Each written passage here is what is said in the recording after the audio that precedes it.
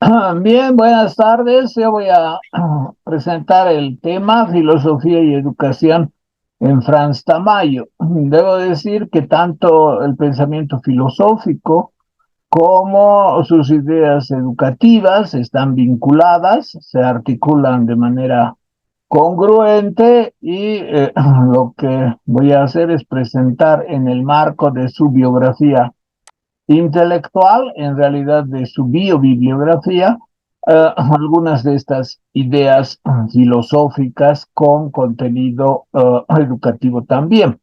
Espero que estén viendo la presentación porque va a ser más fácil que me sigan. No hay problema en la presentación, se ve, ¿no es cierto, Weimar? Sí, sí, doctor. Bien. El tiempo de vida de Franz Tamayo eh, transcurre de 1879 a 1956. Cuando él nació, Bolivia no había sufrido ninguna de sus desmembraciones y el mismo año que él nació sufrió la primera, que es efectivamente la Guerra del Pacífico.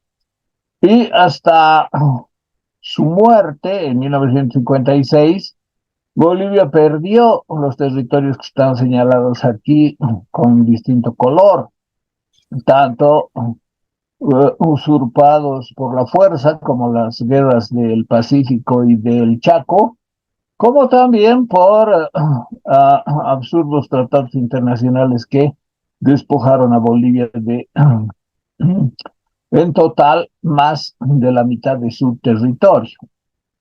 El tiempo que vivió Franz Tamayo, en el que se desarrollaron estos acontecimientos bélicos y estas vergonzosas pérdidas territoriales, sin duda que ocasionó cierta pesadumbre en el poeta, en el pensador, eh, que fue don Franz Tamayo.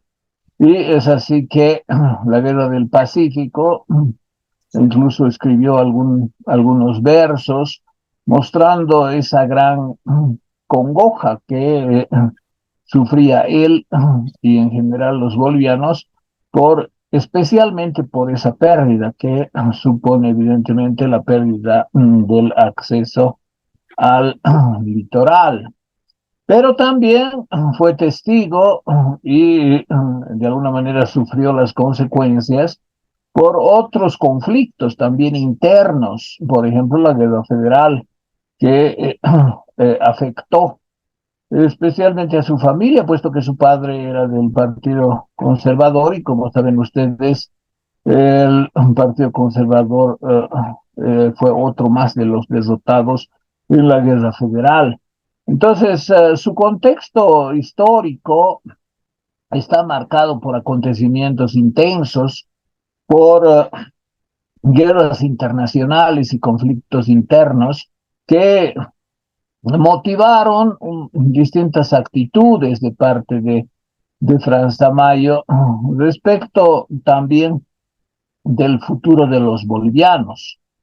Él fue también testigo, aproximadamente a sus 20 años, de la guerra del Acre, que ocasionó otra pérdida, más de una pérdida en realidad, y ya un poco menos de 20 años antes de su muerte, también fue testigo de la guerra del Chaco, en la que hubo una notable participación indígena, como seguramente usted bien sabe. Además, en el año 52 y por varios años hasta la fecha de su muerte, él vio la Revolución Nacional. Eh, Participó con algunos protagonistas de la revolución antes de que se consumara. Eh, Admitió ser presidente del Parlamento antes del 52, pero cuando se produjo la revolución la vio, como dice algún escritor, desde su ventana, desde la ventana de su casa en la calle Loaiza, vio algunos acontecimientos que sin duda marcaron grandes cambios, inclusive para él, ¿no? Que fue latifundista, que tenía tierras, que tenía pongos, y que con los cambios de la Revolución Nacional vio transformado su mundo de vida, particularmente el mundo de vida en torno a su hacienda, y también alguna realidad que él había conocido desde muy joven, desde inicios del siglo XX, y que le había permitido también eh, ser parte de acontecimientos políticos y hacer una carrera política. Entonces, él no fue muy amigo de la Revolución Nacional, tuvo una expresión un poco despectiva, dijo, por ejemplo, si la tierra es de quien la trabaja, entonces dénsela a los bueyes. Esa fue una expresión referida a la reforma agraria y particularmente la consigna de la tierra a quien la trabaja. Las minas al Estado y la tierra a quien la trabaja. Esa fue una de las consignas de la Revolución Nacional.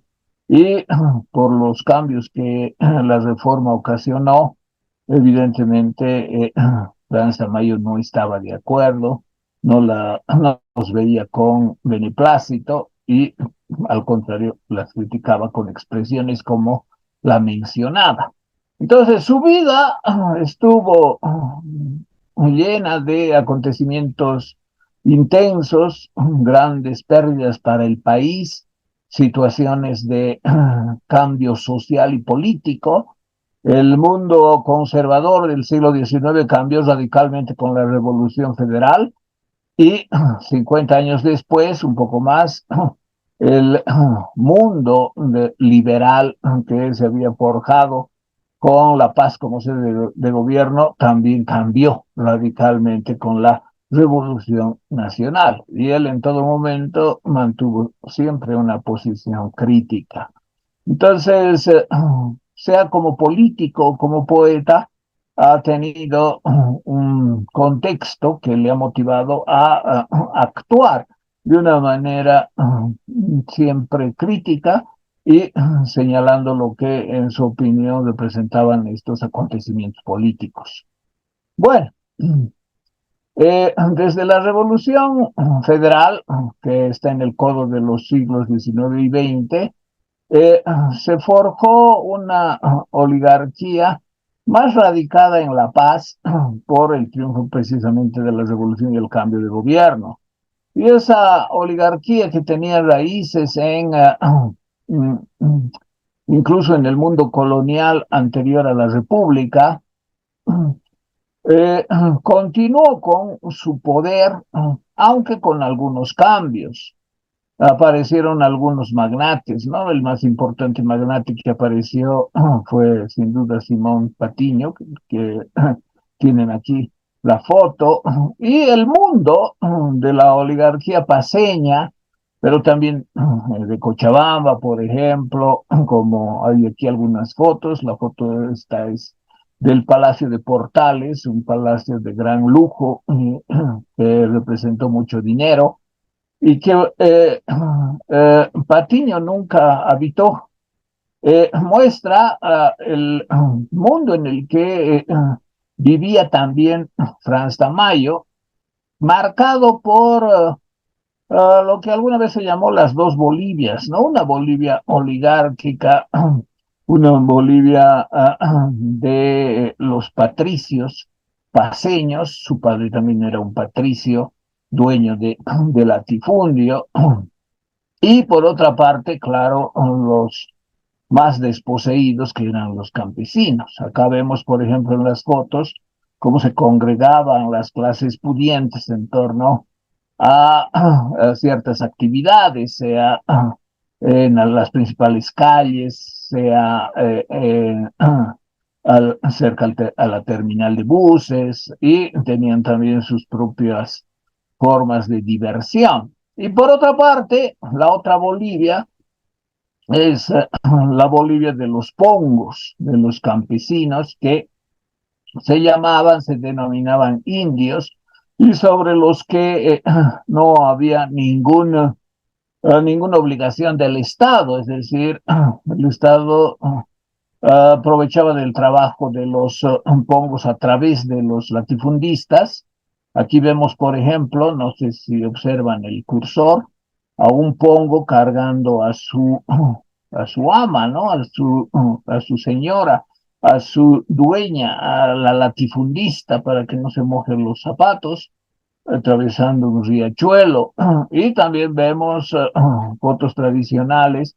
Todas estas fotos han sido capturadas de internet, son de libre disponibilidad, y en algunos casos de algunos documentales que tuve la ocasión de ver de parte de distintos ejecutores. Bueno, la participación india en la política fue notable en el Codo de dos siglos, es decir, hacia 1900 en la Guerra Federal, en la Revolución Federal, y claro, también permitieron el triunfo del Partido Liberal, que estuvo en el gobierno 20 años y que, sin embargo, no hizo grandes cambios a favor de los campesinos, a favor de eh, este grupo social, los indios, que como pongos sufrían una explotación extrema, no tenían ningún derecho y tenían hasta que llevar en andas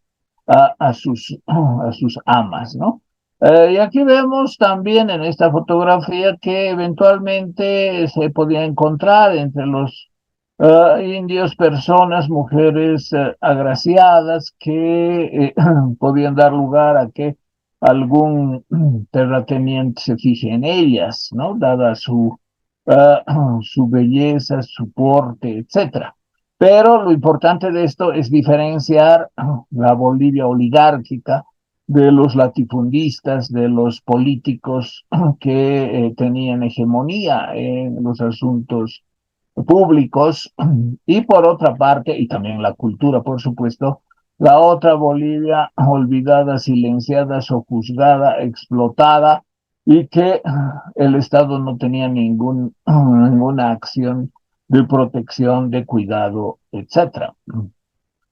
Esa doble realidad, es decir, la realidad de la oligarquía, de las clases pudientes, se expresa, se ve claramente en la familia de Franz Tamayo a partir de la unión del matrimonio de su padre, Isaac Tamayo, Manuel Isaac Tamayo Sanginés, con una india, Felicidad Solares, que con quien se casó. Aquí están las fechas de nacimiento de ambos. Por ejemplo, se puede advertir que Isaac Tamayo había sido del Partido Conservador y tenía alrededor de 20 años menos que Felicidad Solares, 18 en realidad, ¿no? Y que, bueno, tuvieron varios hijos. El padre de Isaac Tamayo era Manuel Torcuato Tamayo Ordóñez, que ya era latifundista, ya tuvo una propiedad en el altiplano, eh, y eso obviamente heredó a su hijo, y de Isaac Tamayo finalmente a Franz Tamayo. Isaac Tamayo, pese a ser un patricio de mucho poder económico, tuvo muchos cargos, se desempeñó públicamente de manera relevante, aunque desafió a la sociedad convencional, prejuiciosa, de la oligarquía paceña del siglo XIX, y precisamente casándose con Felicidad Solares. Seguramente ustedes saben que le escribió Melgarejo con un seudónimo, y también en esa obra va a contrahilo de las tendencias políticas prevalecientes, señalando precisamente la desprotección, la situación de explotación que vivían los indios en el contexto del siglo XIX. Él, como miembro del Partido Conservador, tenía la mentalidad propia de los oligarcas vinculados al poder de la minería en el siglo XIX, particularmente la minería de la plata, y todo eso se vino abajo con la derrota del Partido Conservador a principios del siglo XX. Sin embargo, su escrito, Aura Melgarejo, también de alguna manera previó el posible protagonismo político que podían tener los indios, lo que se concretó con Zaratevilca y que haya permitido que el Partido Liberal triunfara en la Revolución Federal. Bien, aquí están fotografías de las propiedades de la familia Tamayo, aparte de la hacienda de Yaurichambi, que está cerca de Batallas. eh, Tenían otra hacienda llamada El Tabacal. Y Franz Tamayo particularmente pasó gran parte de su vida en Yaurichambi, donde además tenía su biblioteca, su piano, eh, compuso la mayor parte de su poesía, especialmente en esos 10 años de reclusión, de autorreclusión, que él mismo se impuso desde 1934 hasta 1944.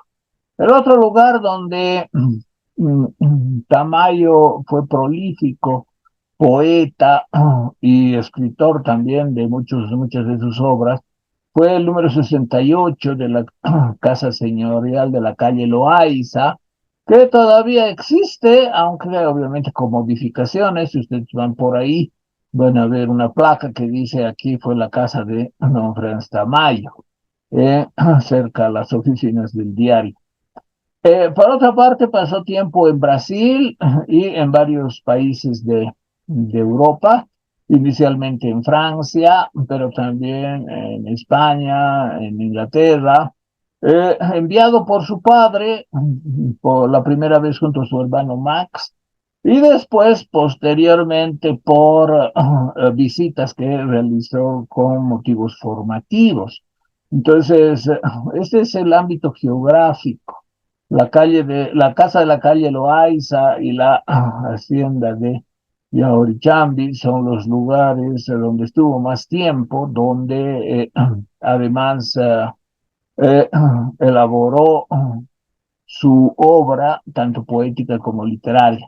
Y Europa se constituyó en un lugar bueno, de conocimiento cultural, de práctica de los idiomas, de visita a los museos y de formación, aunque la formación de Franz Mayor siempre ha sido predominantemente autodidacta. Bien, la vida de don Franz fue intensa desde muy joven, cumpliendo funciones de mucha responsabilidad. Y precisamente cuando se retiró de la política, por distintas circunstancias, él escribió este poema que seguramente ustedes conocen, ¿no? Hablo limpio. Acá, en este poema, a veces llama la atención, otras veces parece que no perciben este nombre, Medio, ¿no? Que no es muy fácil de escudriñar quién es. De hecho, no existe. Por lo menos en Google yo no pude encontrar nada sobre Medio. Eh, Franz Mayo era muy culto y él había leído, al parecer, en algunos casos en los idiomas originales, a los escritores clásicos, ¿no? Y entre ellos leyó seguramente a Ovidio y a otros. Y entre los autores clásicos eh, hay unas referencias a Medio. No se sabe si es un personaje histórico o ficticio, eh, pero representa a la peor poesía de Grecia, ¿no? y a quien siempre se burlaba de los poetas. Entonces, ese es el sentido que tiene este nombre en esta célebre eh, poesía de Tamayo, donde dice que se calla. Bueno, se refiere claramente a su silencio político, ¿no? Porque evidentemente eh, él desde el año 34 estuvo 10 años recluido en su casa o en su hacienda sin pronunciarse nada, es decir, sin que se pronuncie sobre ningún problema político, sin que pronuncie una posición sobre los temas políticos de ese lapso. Entonces, a eso se refiere que está en silencio, pero ese silencio es más mostrativo, es más importante que si siguiese hablando y tomando posiciones políticas. Bueno, entonces está clara su pertenencia a la oligarquía paceña, su padre un patricio. Él vestía con mucha elegancia, con ropa europea, siempre de una forma muy típica, con un sombrero de copa, un bastón y con pañoletas muy finas eh, precisamente por su situación de clase y su ascendencia paterna, pero también se reivindicaba como indio, eso lo vamos a ver enseguida. ¿Qué podemos decir de Tamayo? Tamayo tenía muchas ocupaciones y en todas las que se desempeñaba lo hacía de forma sumamente destacada. Aquí he puesto algunas de sus ocupaciones, tal vez falta lo de médico eh, que la realizaba esa actividad de manera más, diríamos, espontánea por necesidad. Él fue periodista, fundó dos periódicos, El Fígaro y El Hombre Libre. Él fue parlamentario, ocupando un curul en el Parlamento y llegando a ser presidente incluso del Parlamento y encargado de dar la banda presidencial a Villarruel, por ejemplo. Escribió dramas como mucha poesía, una poesía modernista ensalzada en vida y después de muerto por una gran cantidad de críticos literarios o de otros poetas. Él también es considerado sociólogo porque refleja las clases sociales de su tiempo, particularmente en torno a 1910, cuando escribió los 55 editoriales del diario, conocidos después como la creación de la Pedagogía Nacional. Él fue filólogo, a veces incisivamente molestoso por la forma, hiriente incluso, por la forma como se refería a quienes no conocían ninguna lengua, aparte del español, que además hacían, como él alguna vez señala, un uso del español como en Churubamba, es decir, un pésimo uso del español. Fue hacendado, como hemos visto, Yaurichambi, otra hacienda en los Yungas. No las perdió, no la perdió la de Yaurichambi, fue declarado monumento nacional. Fue político, como hemos visto, fundó el Partido Radical, fue intelectual, muy apreciado por el medio paseño y por el país entero, que todavía hoy les rinde homenajes de distinta forma. Varios eventos tienen su nombre, hay un concurso de teatro, por ejemplo, perdón, de cuento, que se llama Franz Tamayo, como también varias, la división política del país, incluye la provincia de Franz Tamayo en La Paz. Fue abogado que destacó en la defensa de su título, es decir, dando el examen, que dio un examen brillante. humanista que defendía el conocimiento culto de la literatura, de la filosofía.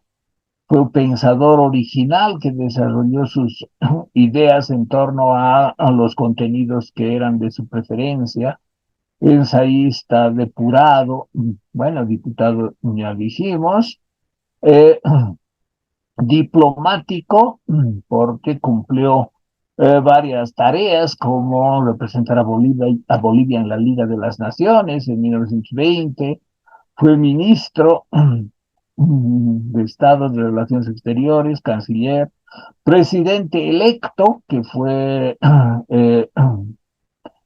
frenado en seco por el golpe de Estado, precisamente en 1934, e hijo de un patricio paseño. Desde muy niño se formó de manera autodidacta o con asesoramiento de profesores a domicilio, aunque un tiempo estuvo en el colegio Ayacucho y al parecer habría sufrido cierto maltrato. Seguramente ustedes conocen todo esto. Estando en Europa, conoció a Blanche Bouillon, con quien se casó. No he podido encontrar una fotografía de esta señora. Me dijeron que hay, pero no supe dónde encontrarla. Y es muy probable que la balada de Claribel, la poesía más conocida de Tamayo, que aquí la tiene, la haya compuesto pensando en su amada esposa que lo dejó, ¿no?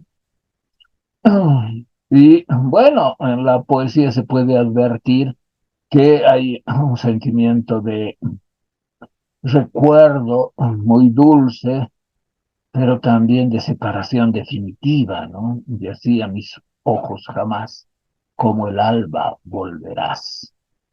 Es decir, la separación de Blanche le habría ocasionado, claro, estos sentimientos expresados de manera magistral, de manera tan poética y elaborada como es la balada de Claribel. Eso muestra, claro, el deseo de Tamayo de perpetuar su linaje como correspondía a su herencia gamonal, es decir, de latifundista, casado con una extranjera, pero el matrimonio no lo resultó. Vivieron un tiempo en Europa y después aquí, y después Blanche lo abandonó. Cuando Fernando Díaz de Medina escribió la biografía Hechicero del Ande, Blanche le escribió a Fernando Díaz de Medina diciendo que la biografía estaba muy bien hecha, que él había retratado fielmente quién era en realidad Franz Tamayo. Bueno, no había necesidad de que esta señora hiciera eso, ¿no? Pero posiblemente el recuerdo que tendría de él no ha debido ser muy halagüeño para que escriba esa carta. Eh, por otra parte, después de ella, eh, reivindicando su otra identidad, la identidad de su madre, al parecer Felicidad, esposa de Isaac, le enseñó a Tamayo el aymara como lengua materna. Eso es muy probable porque los primeros años de Franz los pasó con su madre, con Felicidad.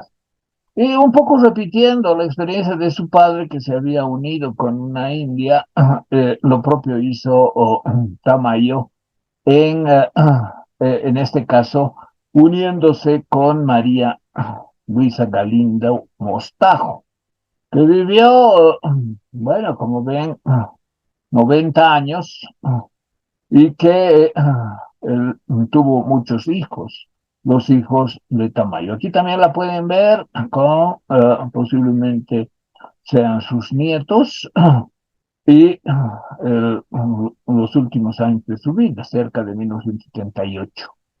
En esta otra fotografía, que también todas las he encontrado en internet, en la Fundación Franz Tamayo, por ejemplo, Eh, Está Franz, que fue bautizado Francisco, y que comparte en este caso una fotografía, una toma con su hermano Pedro y Max. Y bueno, aquí hay los indios pongos de hacienda que constituyen su entorno, la hacienda del altiplano. Pero él, aparte de ser un hacendado y vivir en el entorno de tal, también sentía por la situación de su madre y de quien fuera su concubina, Luisa Galindo, porque no se casaron, eh, una ah, predilección, incluso una defensa siempre sostenida de los indios. Con todo, incluso después de su reclusión de 10 años, Tamayo tenía contacto, relación e interactuaba con la crema innata de la sociedad paseña, particularmente los políticos, ¿no? Presidente de la República, aquí está con Salamanca, antes de la guerra del Chaco, en una recepción social, es decir, esa es una característica de la identidad de Tamayo, su división en un mundo oligárquico de latifundistas donde se desenvolvía bien, con mucho lujo, con muchas facilidades, aunque no lo apreciaban como miembro de esa oligarquía, sino solo como poeta. En ese sentido hubo siempre cierto rechazo a la presencia de Tamayo en esos ámbitos, salvo que tenga relaciones, tenga amigos y también ocasionó mucha animadversión con críticas y ataques muy fuertes, aunque también él era muy susceptible, ¿no? Lo tomó muy a pecho el libro de Fernando Díaz de Medina y respondió con ese texto llamado Para siempre.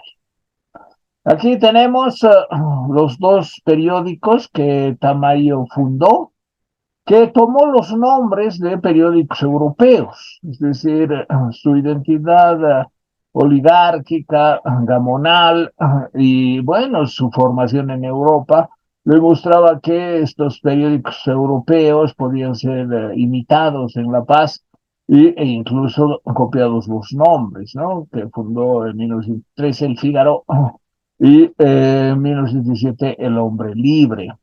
También fundó antes el Partido Radical, como habíamos dicho, aquí lo ven, eh, y siendo joven se desempeñó en la Liga de las Naciones, tenía alrededor de eh, 40 años, desde el año 79 hasta el 21, un poco más, y donde presentó un alegato para que se revisara el Tratado de 1904.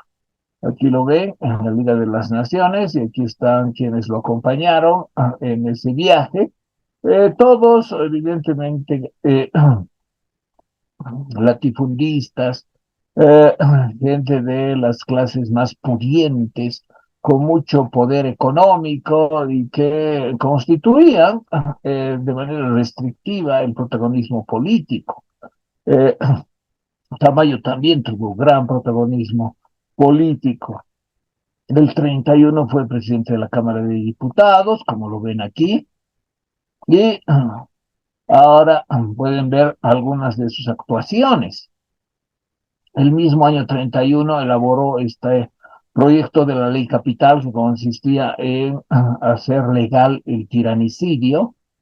Después, el 34, ganó las elecciones siendo candidato a presidente de la República. En 1917 también se presentó como presidente, pero no ganó. El 34 ganó. Acá, el año 31, cuando fue canciller, y también después de sus 10 años de autoexilio, cuando volvió a la vida pública. El año 34 gana las elecciones, un golpe de Estado lo desconoce. Aquí están algunas evidencias de fuentes hemerográficas. Después el 44 vuelve y ocupa importantes cargos. Estas son algunas de sus obras ordenadas cronológicamente, aunque parece que hay más obras. Escuché a un antiguo estudiante eh, del que yo fui docente que ha investigado eh, con el señor Vascopé, que incluso antes de las Odas de 1898, fíjense, no había cumplido 20 años, tenía 19 años, habría escrito Franz Tamayo algunas poesías con seudónimo y que están en ese trabajo de recopilar. Bueno, qué bien, ojalá sea así, así vamos a conocer más, ¿no? Y después hubo los proverbios de 1905 y 1924, la primera parte, la primera publicación y la segunda. Después los 55 editoriales del diario entre julio y septiembre en 1910. Después estos textos no muy conocidos, Crítica del duelo y Horacio y el arte lírico. Eh, Tamayo conocía a Horacio, había leído la carta a los pisones y también el texto donde habla de medio, por eso la poesía habla Olimpio. Bueno, eso en 1915, ¿no? La crítica del duelo es de 1911. La Prometeida, después el manifiesto del Partido Radical y la segunda parte de los proverbios. Eso entre 1917 y 1924. Después, el 27, los nuevos Rubaiyat, los Schersos, Scopas, los epigramas griegos, Tamayo rinde cuenta y para siempre del año 1942, es contra Fernando Díaz de Medina. Después, la interpelación al canciller que era Ricardo Jaime Freire, eh, que se publicó tardíamente y que fue más una actuación política. Posiblemente este libro, Franz Tamayo, obra escogida, sea la mejor compilación de Tamayo porque tiene mucho de sus principales obras, poesía, la creación de la Pedagogía Nacional, y Mariano Baptista se empezó el trabajo para la Biblioteca Ayacucho de efectuar esta labor de sistematización con cuadros cronológicos políticos. Es muy recomendable y también hay en internet, es muy fácil bajarla si quieren disponer de una buena edición de la obra de Tamayo. Por lo demás, es la editorial GUM, que antes se llamaba Juventud, la que se ha encargado con este formato de la cara de Tamayo, el busto de Tamayo, publicar la mayor parte de su obra, ¿no? Es impresionante la cantidad de textos que forman esta colección y que permiten el conocimiento de su obra. Bueno, ahora vamos a ver algo de la concepción filosófica de Tamayo y para eso vamos a recurrir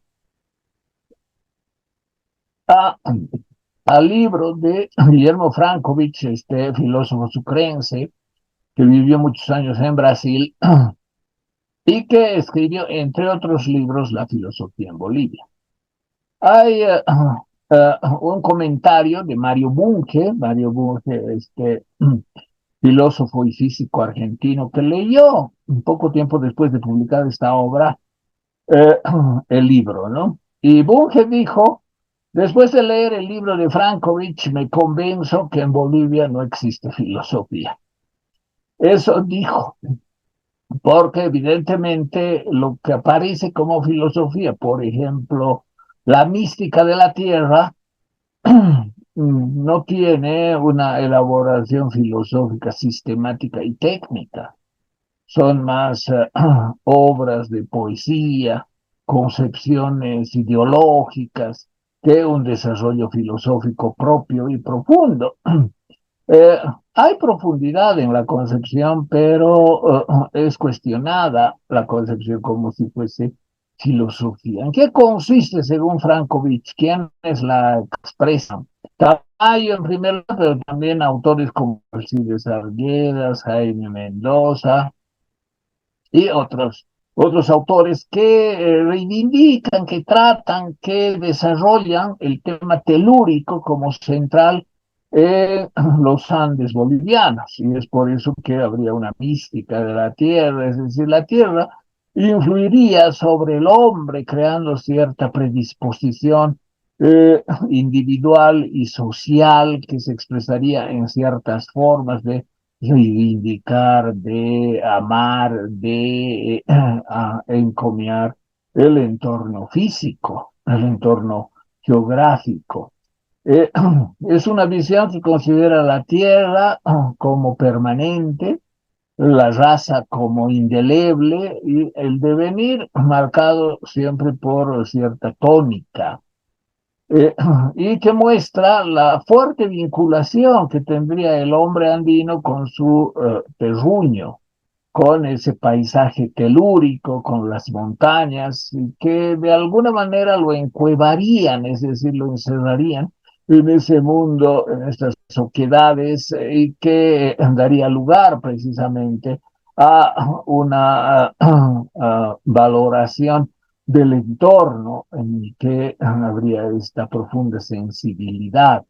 Y por lo mismo también quienes están más cerca de la Tierra, es decir, el indio sería un ser hermético, misterioso, encuevado, previsor, dialogante con la naturaleza y el entorno. Entonces, Franz Amayo, si tuviese una filosofía, sería, según Frankovich, la filosofía denominada mística de la Tierra, que hay algunos comentarios como el de Bunge que dice que eso no es filosofía y que en Bolivia solo habría habido, solo se habría desarrollado ciertas ideas, cierta ideología y no un pensamiento filosófico riguroso.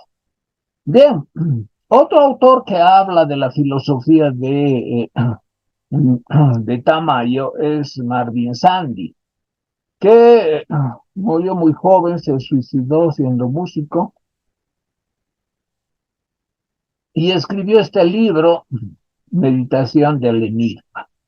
Ahí habla precisamente de lo que él denomina el hombre callado, del Homo faber, el hombre que hace, sería el occidental, y frente al occidental hallamos al hombre callado. ¿Quién es el hombre callado? El indio altiplánico, el que resiste todo, el que no se manifiesta, el que vive el ser.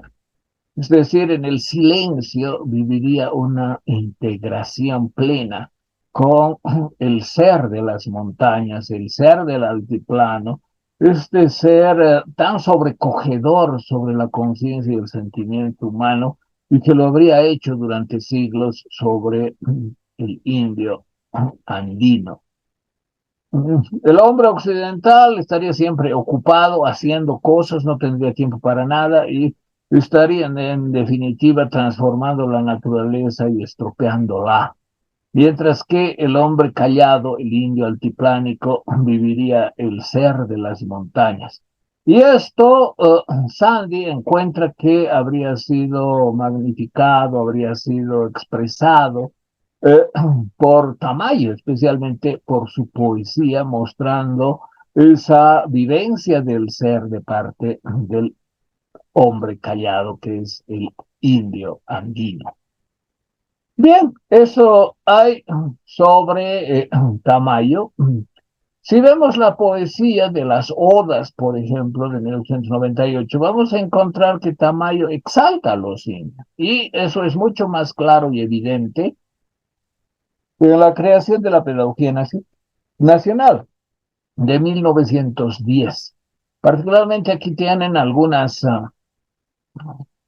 poesías, algunos poemas, publicados por ejemplo en los esquerzos o en las odas, donde muestra mucha idealización y una concepción maniquea.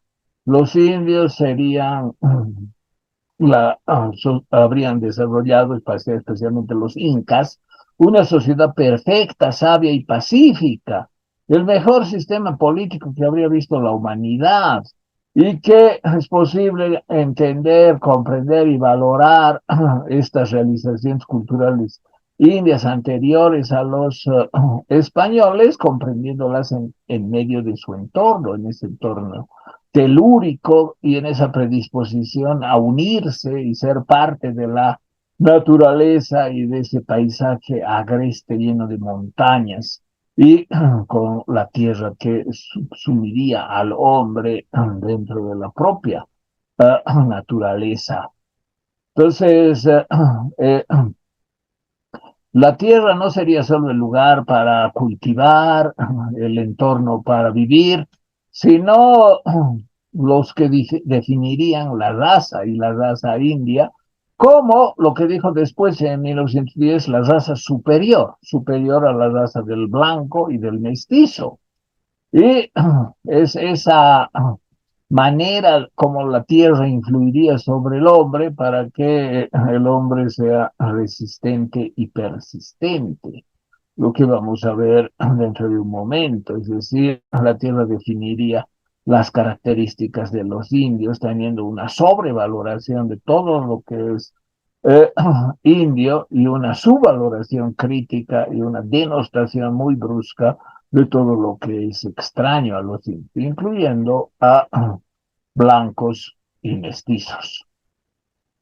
Entre los ataques que realiza en la creación de la pedagogía nacional y lo que se ve también en su poesía de 1898, hay expresiones como esta, ¿no?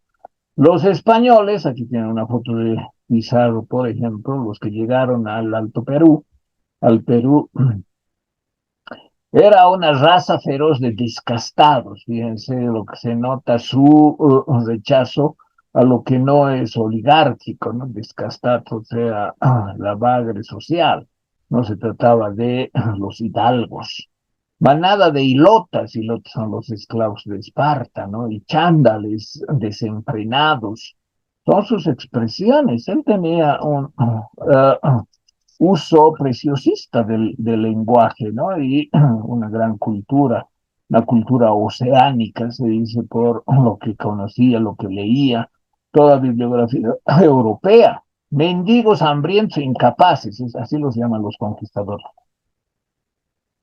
Perezosos, renuentes a la búsqueda de conocimiento, incapacitados de gozar lo nuevo y lo ignoto, hombres carentes de proyección cultural, sin ideales, detentores de la crueldad, expresivos de pasiones, pervertidores del buen sentido. Aquí se aprecia claramente su visión racista, ¿no? Algo que es evidente en la poesía de 1898 y sumamente claro en 1910 en la creación de la pedagogía, es precisamente la visión racista. ¿Qué es la visión racista? La que considera a una raza como superior a las otras, a las demás. Y eso puede enaltecer a una raza como puede ser la aria, por ejemplo, el nacionalsocialismo, o puede ser un racismo que enaltezca a otra raza, de blancos, de negros, de mestizos o de indios, y ese es el caso de Tamayo, ¿no? Él tiene una visión racista que enaltece a los indios como la raza superior. Ahora, esto es bastante curioso, ¿no? Porque en el enfrentamiento, en la conquista, en la forma como los conquistadores desarrollaron su poder, mataron a Atahualpa, etcétera, resulta que esta raza, con tantos adjetivos dichos por Tamayo, sería inferior a la raza que habría conquistado, cuando el sentido común muestra que la raza que se impone es la superior, porque se impone. Pero resulta curioso que en su lógica la raza que sometió a los indios sea inferior y que la raza sometida sea la superior.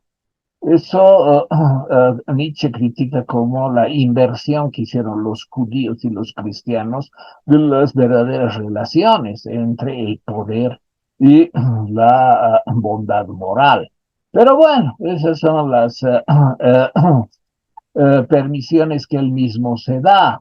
Aparte de su racismo, es evidente, tanto en la poesía como en la creación de la pedagogía, una visión irracionalista, ¿no? Y sobrevalora en grado muy alto la energía de la raza, el vitalismo, y no la razón, no apela a la razón, sino a la energía como algo también superior, ¿no? La raza de los indios tendría una superior e incomparable energía vital comparada a la que mostrarían los blancos y los mestizos. Y también una visión contraria a la democracia. En ese sentido, eh, consideraba su deber como bate condenar a los españoles, al mismo tiempo que en esas poesías, en las odas, habla maravillas de Manco Inca III, por ejemplo, ¿no? Todo con un lenguaje muy pulcro, muy depurado, muy poético, muy bien elaborado.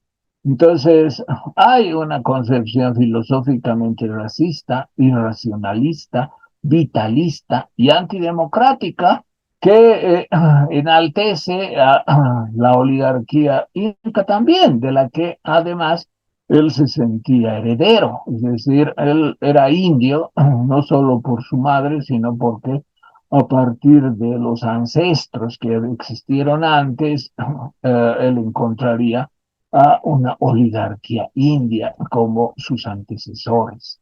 Entonces, esas son las características de su pensamiento filosófico, en tanto es un pensamiento eminentemente racista que ataca y muestra las limitaciones y la crítica a los blancos y a los mestizos, contraponiendo a los indios.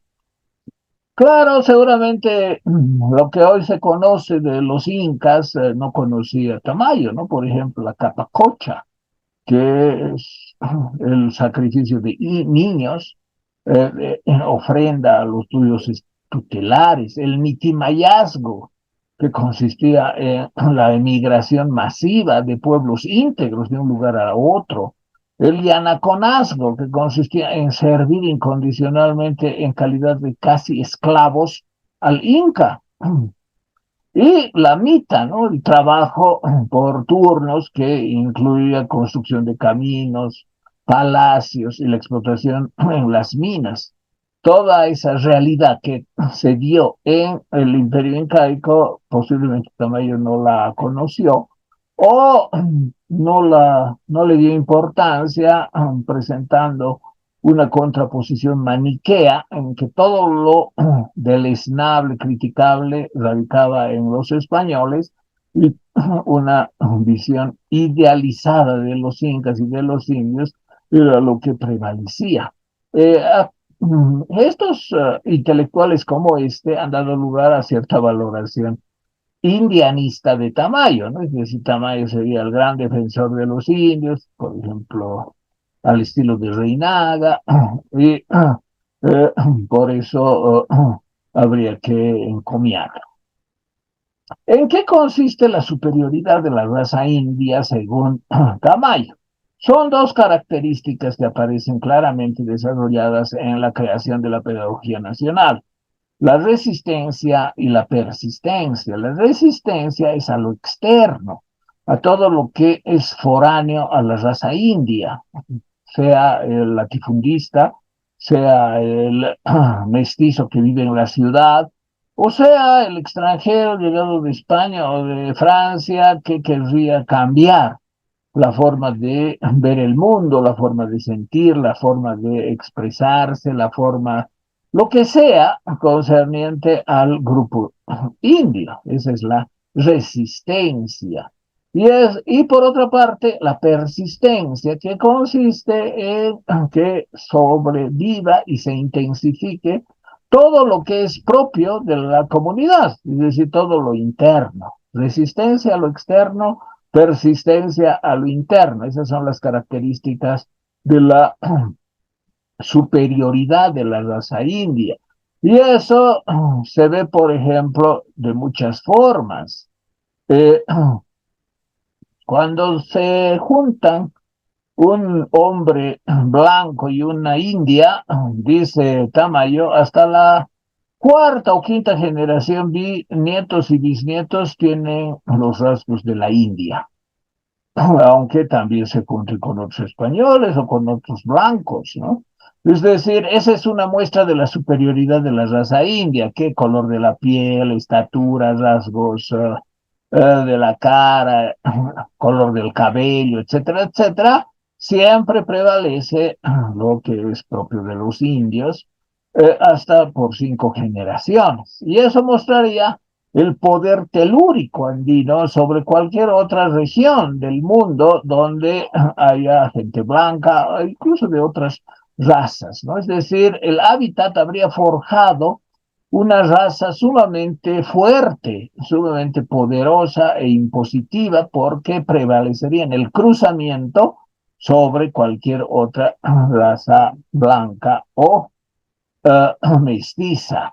Además, muestra Tamayo que el indio, y claro, aquí se ve también su imagen idealizada, tendría una fuerza física, diríamos, estentoria, ¿no? Es decir, eh, propia de un titán, eh, una fuerza que además no condeciría con, eh, por ejemplo, su alimentación, una alimentación muy frugal, no usaría medicamentos cuando se enferma, y con una moral poderosa, fuerte también, hábitos de vida. Entonces, todo eso hace que lo que ha sido siempre se repita, persista y se rechace cualquier elemento de influencia externa.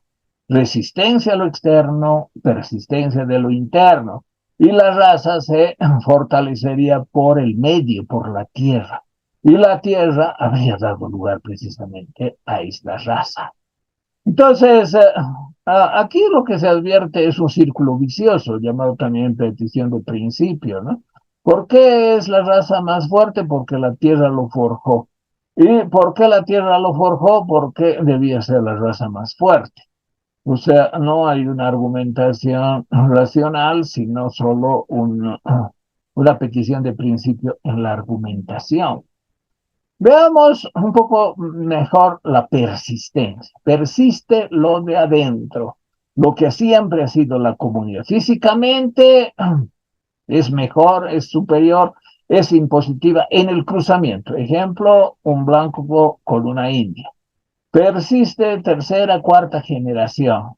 ¿Qué es lo que persiste? Sus facciones, su estatura, el color de la piel, de los cabellos, de los ojos, proporciones de los hijos de un blanco y de una india. Eso es físicamente. Y moralmente lo que persiste sería su voluntad, su energía, la genuinidad de sus intenciones y de las acciones, ¿no? Él ve de una forma totalmente idealizada una moral india que se imagina como superior a cualquier otra raza. En el sentido de la persistencia, el indio sería un gran conservador, defensor y sustentador de una identidad que no se mueve, que no cambia, sería libre para construir sus propias decisiones y seguir las tradiciones, guardián de las tradiciones, de la lengua, de la dieta, muy parca, muy ligera, dueño y señor de sí mismo, que daría la mayor fuerza y superioridad a su raza. Y que siendo víctima de los intentos de destruirla, la raza, siendo los foráneos hostiles, sometiendo, explotándolos, no le habrían afectado. Así afirma la superioridad de la raza india, Tamayo, con el rasgo de la persistencia, que haciendo referencia además en una conservación de la energía racial, que sería el destino biológico que daría lugar a que reine la raza india sobre otras razas. los blancos y los mestizos, porque los indios serían los más fuertes y los más débiles, blancos y mestizos. Está clarísimo en la creación de la pedagogía nacional. Y sobre la resistencia, que es resistir a la influencia externa, venga de donde viniere, por ejemplo, de cualquier otra parte del mundo, eh, consiste, claro, en fortalecer esta visión racista, en fortalecer un discurso nacional que es refractario a la integración y a la relación con lo extraño, lo foráneo, y que hace hincapié también en el carácter nacional, la energía, y que definiría además la política educativa, ¿no? Que Tamayo señaló en la creación de la pedagogía nacional, que se focaliza en criticar a la misión Luma de 1909, habiendo fundado dos escuelas normales, el 9 y el 17 en La Paz y Sucre, y que Tamayo ataca desde distintos puntos de vista. Eh, Esta resistencia a lo externo, a lo foráneo, permitiría el despliegue de la raza india, sería la expresión de esta filosofía de la energía, que mucho más no ahonda, habla de las costumbres, habla de la fuerza, habla de la resistencia a la influencia ibérica, y que en definitiva instigaría también a ciertos resentimientos, a cierto revanchismo y a cierto odio, como son algunas de las versiones indianistas, racistas, extremas, ¿no? Y con cierta dosis de violencia con el riesgo de una guerra de razas. Entonces, esa es la resistencia de la raza india, verificada también en la repetición y el mantenimiento de sus costumbres, de sus hábitos, de su salud, que según Tamayo es espléndida, es comparable a la debilidad y a las actitudes de blancos y mestizos. El indio tendría una salud incluso espléndida, sin vacunas, sin atención médica, sin ningún tipo de atención estatal. Esta es la resistencia a lo externo. Bien, aquí señalo los estudios que se han hecho sobre Tamayo. Eh, para mí hay algunos muy buenos, como por ejemplo este de HCF Mansilla, que rara vez se lo cita, aunque es muy lúcido, y algún otro también. El de Mariano Bautista es un trabajo minucioso, detenido. Yo he tomado algunas fotos de su presentación que hay en internet, porque son fotos muy mostrativas. Como han visto, transmitir un contenido con una foto es mucho más efectivo que un simple discurso. Aquí esta señora se llama Clara Ferrufino Iach. Y lo que dice de la filosofía de Tamayo a mí no me parece muy adecuado, entre otras razones porque ella no es filósofa, ¿no? De todas maneras, obviamente son interpretaciones. Hay también interpretaciones más específicas, por ejemplo, esta de Edgar Oblitas Fernández sobre la ley capital. José Roberto Arce ha contado 60 autores que leen, interpretan, critican o encomian la obra de Franz Tamayo. Aquí he puesto solamente algunas, ¿no? Desde el principio, fíjense, en 1951, todavía Tamayo estaba vivo, a algún autor, como este señor Alfonso Castellanos, descubrió su carácter racista, ¿no? El racismo indigenista de Franz Tamayo, 1951. Entonces, lo que yo señalo no es nada nuevo. Algunos se han dedicado más a la obra poética, como este señor. A varios de estos yo los he conocido personalmente, por ejemplo, a Jaime Martínez Salguero o Kit Bailey, Alberto Kit Bailey, o también a Javier Sabines, que sigue vivo naturalmente.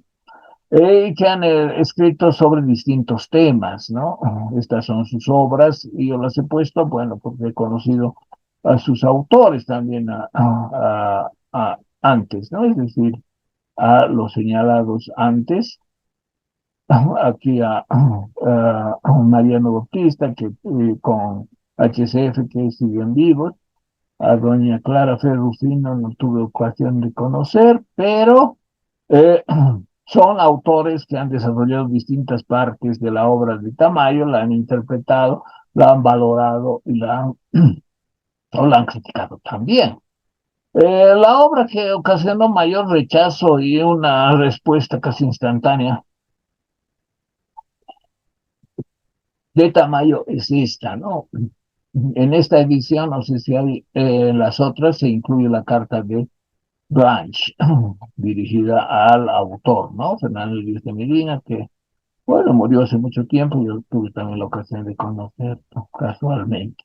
Entonces, la ocupación con Tamayo es todavía hoy frecuente, todavía hoy es muy importante. Para terminar la exposición, voy a hablarles un poco de la crítica de Tamayo a la misión Rumá, que se inscribe dentro del positivismo, el darwinismo social o darwinismo social de Herbert Spencer. Aquí tenemos una foto, por ejemplo, de la época en Argentina con el fondo de Domingo Faustino Sarmiento. Es decir, la idea en Latinoamérica que se tenía de que había que formar a los profesores de una manera liberal con una ideología positivista dentro incluso del darwinismo social. Y eso expresaron el presidente Montes y su ministro Daniel Sánchez Bustamante.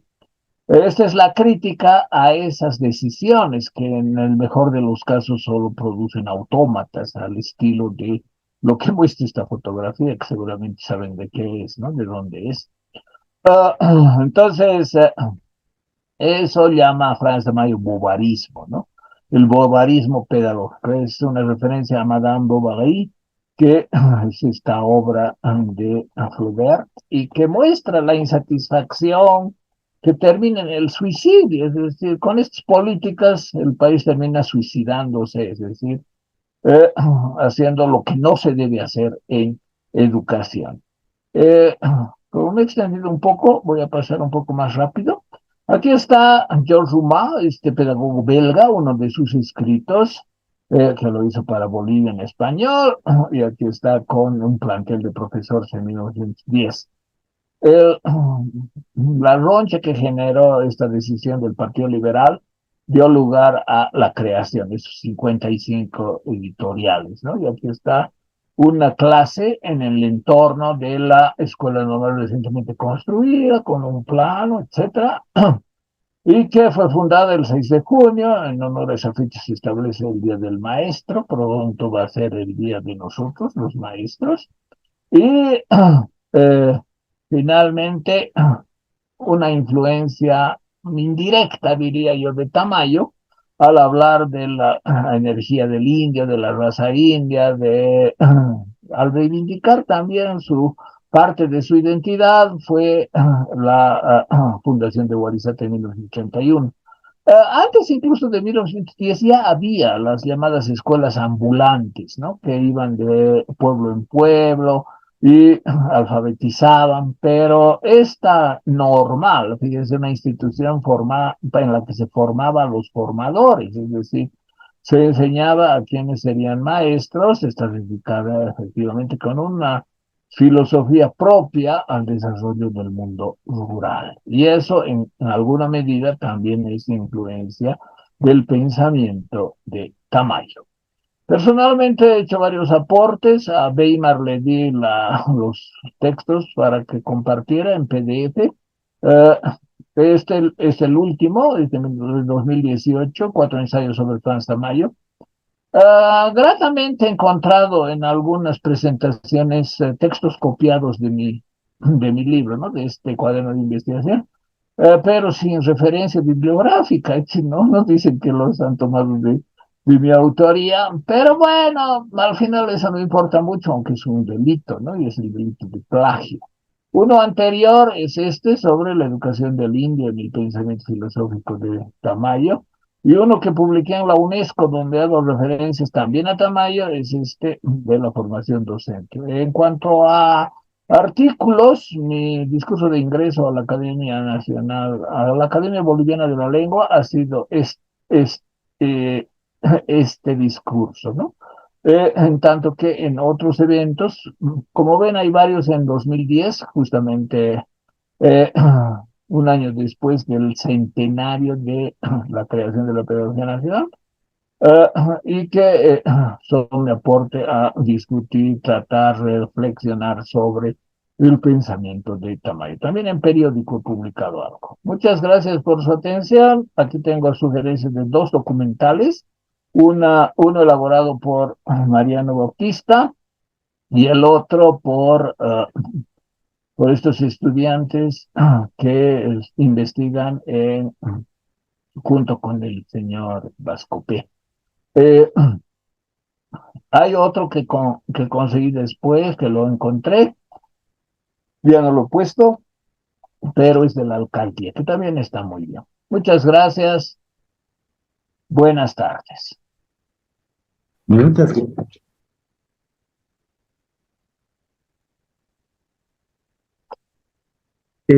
muchas gracias a usted, profesor Luis Lozada, la, por la brillante exposición que nos ha compartido el día de hoy. No sé si a medida de su tiempo, tal vez podemos hacer las dos o tres preguntas, si nos permite, o ya hasta también sobre la respuesta.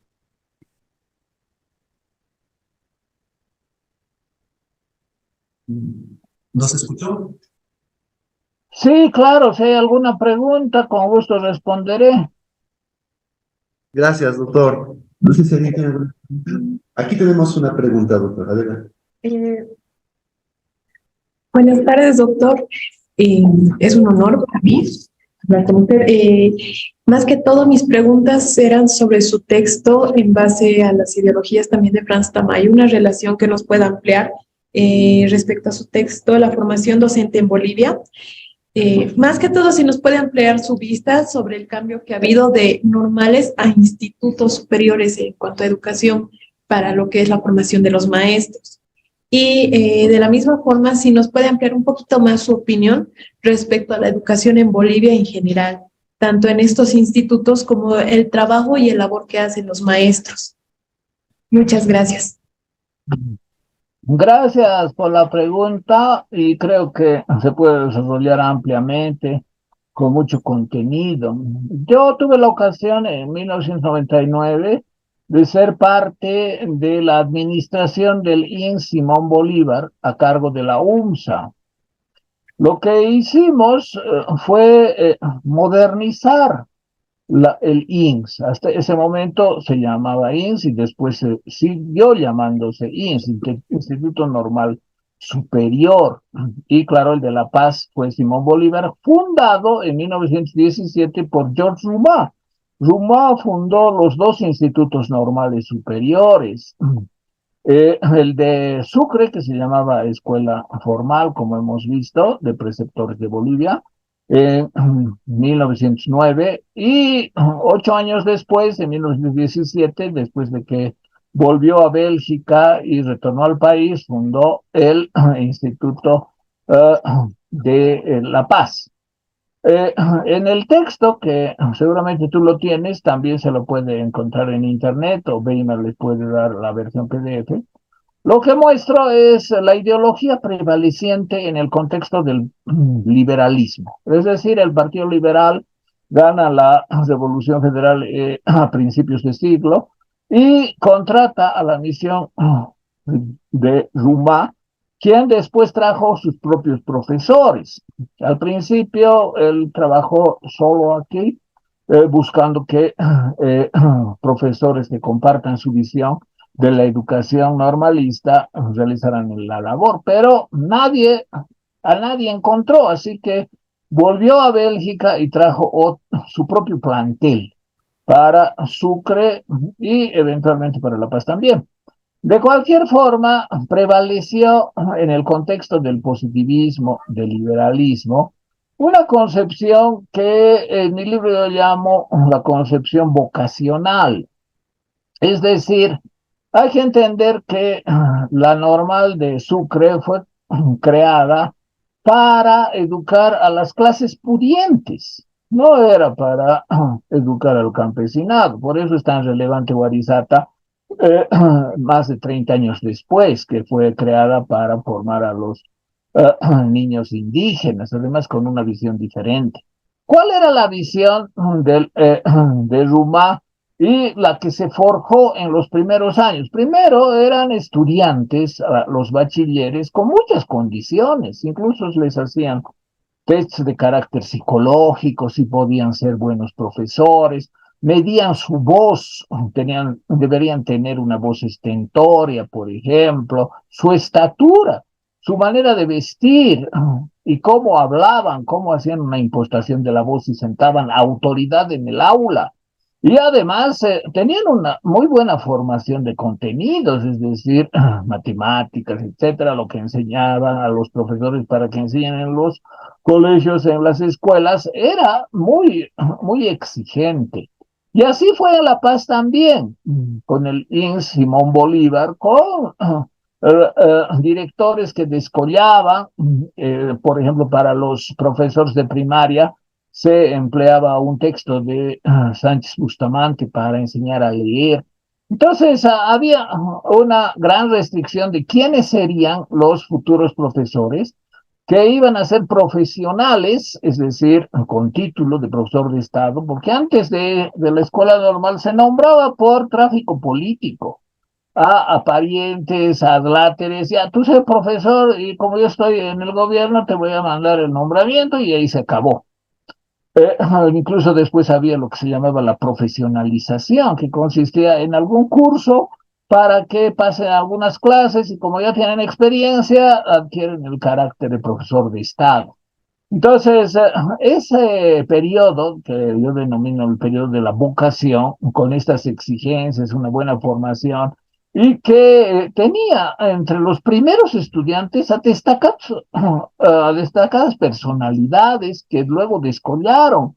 Uno de los primeros egresados de la escuela de Sucre fue Enrique Finot, por ejemplo, ¿no? Entonces, se advierte que ese periodo de la vocación con la impronta que le dio Rumá, con una educación primero laica, ya no habría ningún carácter confesional. Segundo, coeducativa, es decir, debían ser hombres y mujeres. Eso hicieron un gran escándalo los sucrenses, ¿no? Que no permitían e incluso obligaron que la escuela se dividiera en dos para hombres y mujeres y no querían que haya un aula compartida entre hombres y mujeres. O sea, había todavía grandes rezagos, especialmente en Sucre, de la ideología conservadora. Pero con todo, pese a las críticas de Tamayo, que hablaba de la energía del indio y otros temas, y del bobarismo y del cretinismo, incluso habla cretinismo pedagógico, esta escuela de maestros siguió un buen rumbo en esta etapa, ¿no? Hasta que después cambió. Y en ese libro publicado por la UNESCO digo de la vocación a la revolución.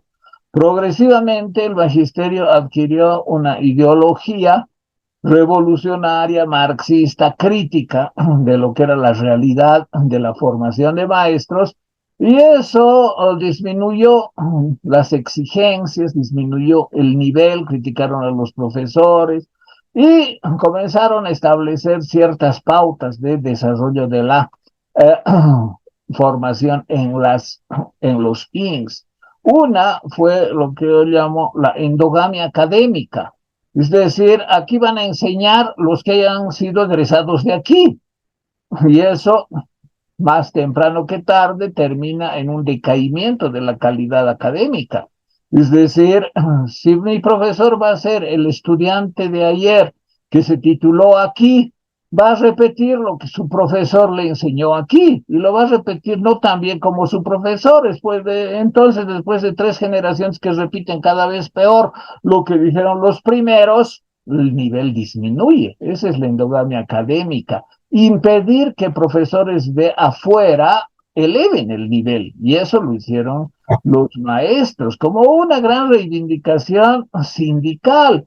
Y después adquirieron una fisonomía cada vez más de izquierda, cada vez más marxista, hasta llegar a situaciones extremas del trotskismo, no solamente en La Paz, ¿no? Sino a los maestros se los identificaba por su ideología sindical trotskista, que estaban en contra de cualquier modificación. Por ejemplo, la ley 1565 de 1994-95 y la oposición declarando las leyes malditas, ¿no? Entre ellas la ley de reforma educativa.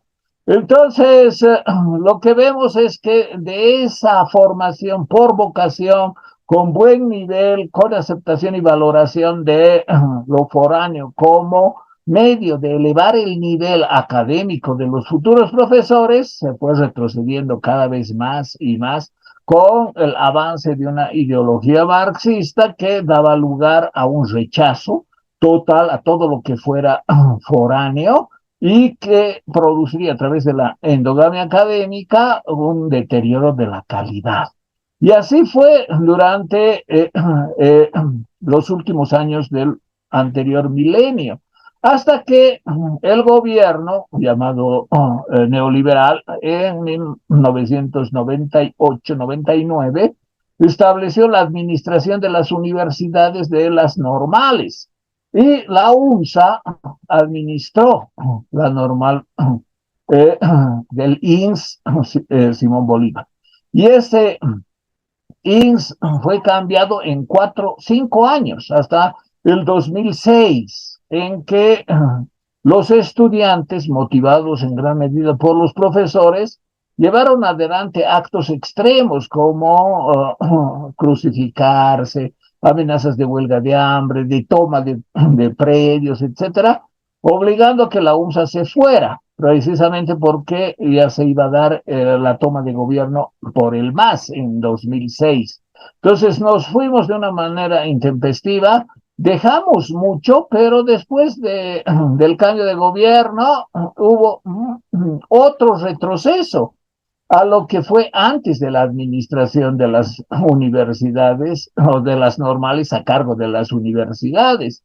Y es así, por ejemplo, cuando administramos nosotros la normal Simón Bolívar, me refiero al grupo de profesionales, directores de la UMSA que fuimos nombrados específicamente para eso, introdujimos requisitos para ser docente, tener por lo menos maestría o doctorado. Varios de los profesores que enseñaban a los futuros profesores eran doctores en su disciplina. Y así hubo grandes cambios. Por ejemplo, establecimos un currículum para cada especialidad con docentes de alto nivel, actividades de investigación, publicaciones científicas, actividades, concursos, etcétera, fuera de lo que tradicionalmente había sido, que precautelaba la endogamia, que facilitaba un desempeño sin evaluación. Introdujimos la evaluación periódica de los docentes, etcétera. Todo eso les molestó, pero al final, después de unos años, los estudiantes que recibieron formación de nuestra parte, espontáneamente nos dijeron que es incomparable ese nivel de formación a lo que es ahora. Con la transformación de INS en escuelas normales, primero aparecieron muchas, ¿no? Totalmente improvisadas, se cometieron graves errores. Por ejemplo, se eliminó la formación en física. Eso es algo inconcebible. Se puede eliminar algunas materias, ¿no? Pero la física es parte de las ciencias. ¿Y cómo un estudiante de secundaria no va a aprender física? Al profesor que enseñe física se le dijo, bueno, usted va a enseñar física, química y física. No hay una enseñanza disciplinar propiamente de física. Los contenidos curriculares de la formación en el INS, para nosotros deberían tener la mitad por lo menos de formación disciplinar. Es decir, el profesor de matemática tiene que saber de matemática y no tiene que hacer una materia de matemática y 20 de ideología política del partido gobernante o de contenidos que tienen que ver con la descolonización, la interculturalidad. En una materia todo se ve y se agota, pero lo que importa es el contenido disciplinar. Nosotros le dimos ese carácter. Quienes estuvimos a cargo, yo llegué a ser director de cierre del INS Simón Bolívar, dimos ese carácter de por lo menos la mitad de la formación que sea disciplinar, es decir, el profesor de matemática que enseña matemática en el colegio para que sus alumnos aprendan matemática, debe pasar clases de matemática en la normal y por lo menos la mitad de las materias. Si son 4 años, 2 años de matemática, y así de física, y así de química, y así de historia, y de todas las disciplinas. Todo eso ha cambiado y el resultado es el gran deterioro que ahora se ve, que se agrava, por ejemplo, con la negación permanente a hacer evaluaciones. Eh, todos los países, incluido Perú, que es el último que ha incorporado, hay evaluaciones PISA, que consiste en ver lo que sabe un estudiante de 15 años y se lo hace científicamente, no se lo hace apañando, intentando engañar. Una presidenta en Argentina hizo eso, intentó engañar y mostrar resultados prueba PISA, así que anularon la evaluación, todo se sabe ahora. La evaluación que realizó esta presidenta la evaluaron y dijo, esa no es fidedigna, no se ha realizado con un muestreo pertinente. Entonces, no se trata de decirnos a nosotros mismos mentiras, se trata de saber cuánto aprende un bachiller, cuánto aprende un joven de 15 años, si puede expresarse bien, si puede redactar bien, si puede manejar una computadora, si puede hablar algún idioma, si puede hacer cálculo elemental, matemático. Y eso, si no se hace la evaluación, todo queda en supuestos. Lo cierto es que Perú, que es el último que se ha incorporado a las pruebas PISA en Sudamérica, tiene los más bajos índices del mundo. Los más altos los tiene Indonesia y países asiáticos. Entonces, rechazar, por ejemplo, la evaluación, que puede ser otra, no necesariamente PISA, rechazar la formación de calidad con docentes de afuera, sin reivindicar y luchando contra esta tendencia de endogamia académica, son factores que darían lugar a cualificar la educación. Pero no es así, es justamente al contrario. Y relajando el nivel de exigencia, haciendo una pésima formación de los maestros en las normales que han aparecido como hongos un montón y que no hay ningún criterio de evaluación de la pertinencia disciplinar en la formación, el resultado es cada vez peor. Yo conozco, por ejemplo, lo que Japón está haciendo, ¿no? De reducir las materias para los estudiantes secundarios, que a mí personalmente me parece excelente. Eso se debería hacer, pero con discursos como la educación integral, que hay que dar N materias y que hay que dedicarse, no sé, un tercio del tiempo disponible a organizar horas cívicas y actividades extracurriculares, el resultado es la incompetencia científica y la falta de calidad en la formación de los bachilleres, que penosamente cada vez entienden menos lo que leen, hacen más plagio, copy-paste, y finalmente llegan a la universidad en las más tristes condiciones. Esa es la situación de la educación. Bueno, gracias Weimar, gracias a ustedes chicos por invitarme, Weimar, y en otra ocasión, por favor, no dudes en llamar.